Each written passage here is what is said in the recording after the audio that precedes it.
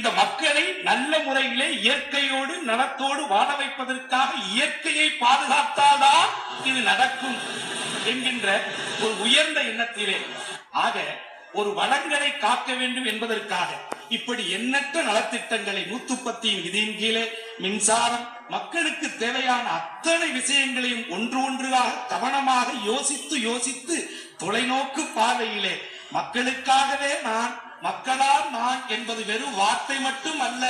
இது சத்தியமான உண்மை என்பதை ஒவ்வொரு நிமிடமும் நிரூபித்துக் கொண்டிருக்கக்கூடிய புரட்சித் தலைவி அம்மா அவர்களை மனமாற வாழ்த்துகிறேன். நீதித்துறை தமிழகத்திலே சொந்த கட்டிடமாக என்னுடைய ஆட்சியிலே இருக்க வேண்டும் என்கின்ற கனவை நினைவாக்கக்கூடிய ஒரு திட்டமாக இன்றைக்கு புரட்சித் தலைவி அம்மா அவர்கள் இந்த 110 விதியின் கீழே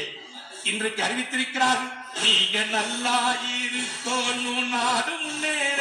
இந்த நாட்டில் உள்ள ஏழைகளின் வாழ்வு முன்னேற. இதுதான் தமிழகம் முழுவதும் ஏழையுடைய இல்லங்களிலே ஒழித்துக் கொண்டிருக்கக்கூடிய ஒரு பாடலாக அந்த ஏழைகளுக்காக தன்னை வரைத்து தவ வாழ்க்கை வாழ்ந்து கொண்டிருக்கக்கூடிய புரட்சித் தலைவி அம்மாவுடைய ஒவ்வொரு செயல்களும்